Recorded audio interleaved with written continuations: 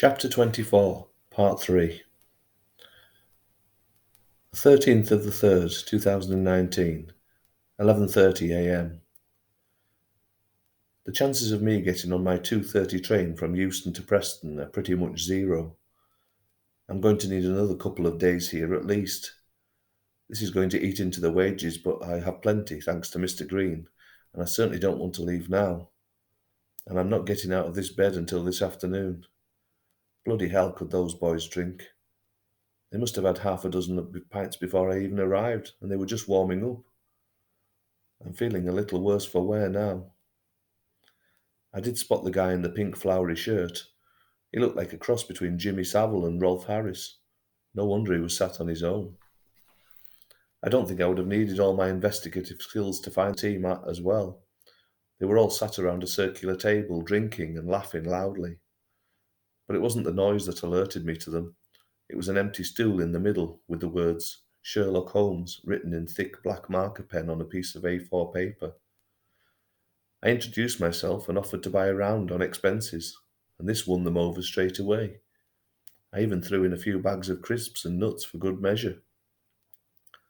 My social life has been a pretty lonely one this last couple of years. With little effort made on my part, I have allowed myself to drift away from friends. And last night gave me another much needed kick up the arse moment, which will hopefully prompt me to rectify that when I get home. It was a great night, even if I'm paying for it now.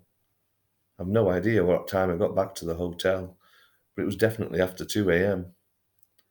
I didn't take the dictaphone. It didn't seem appropriate, but I did take a few notes in my jotter. Thank God most of them were made in the first hour or so, as I don't think much after that would have been legible. Paul introduced himself as the man behind the email. He told me, "We thought it was a piss take at first. We get quite a few spam emails, you know the type. You have inherited $400,000 from an old relative in Zimbabwe, that kind of thing. Can we have your bank details to confirm your identity? And all those adverts for Viagra and offers to marry beautiful Russian ladies. We respond to them all," he laughed. I think I reassured them that I was not after any money, and I was not a trafficker, pimp, or African gold digger, and a second round of beers helped them too. Paul then introduced to Dave Crone, Troy Utz, Ian Charlton, and Carl Death. What a great name. All current first team members, and all around my age or slightly older. I was given an overview of their contribution, or lack of, to the team, and their weaknesses, bad habits, and embarrassing traits. The abuse was flying and the insults stinging, but it was clear they had a great affection for each other.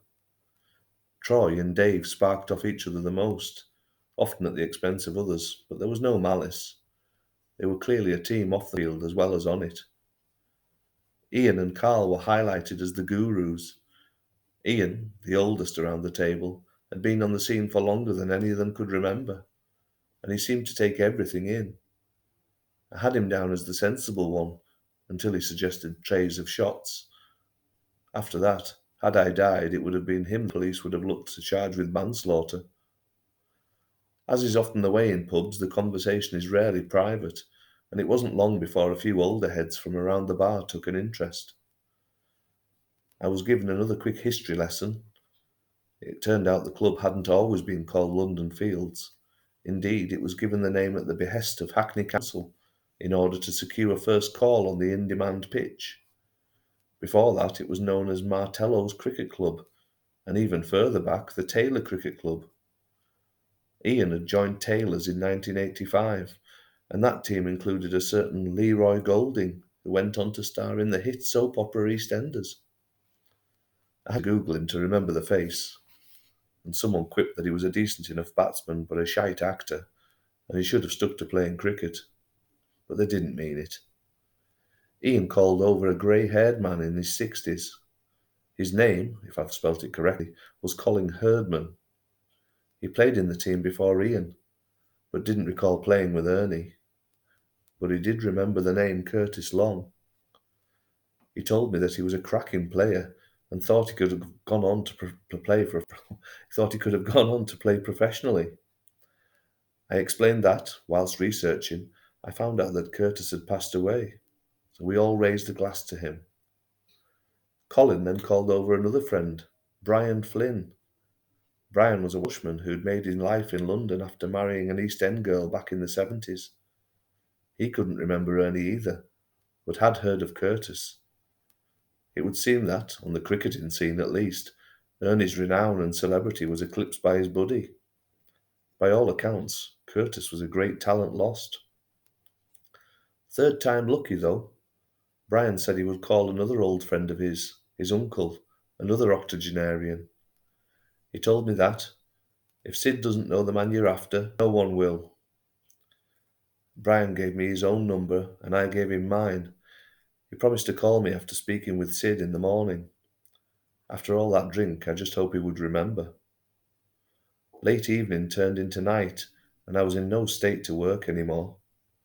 By the time I was bundled into a taxi, waving a fond farewell to my newfound friends, I was gone to the world, and I woke with a stonking hangover. But I had the good sense to call reception and book the room for another night. Thank God it was available, or they would have had to carry this bed out with me.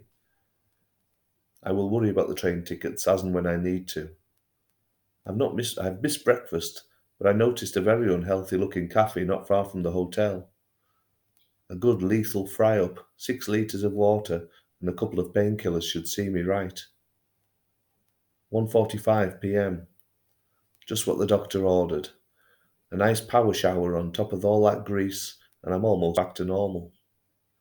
I had a few texts earlier from the London Fields crowd, which was nice, and also one from Brian. He had spoken to his uncle, and when I'm ready, he'll take me over to meet him. I think I'll call him now.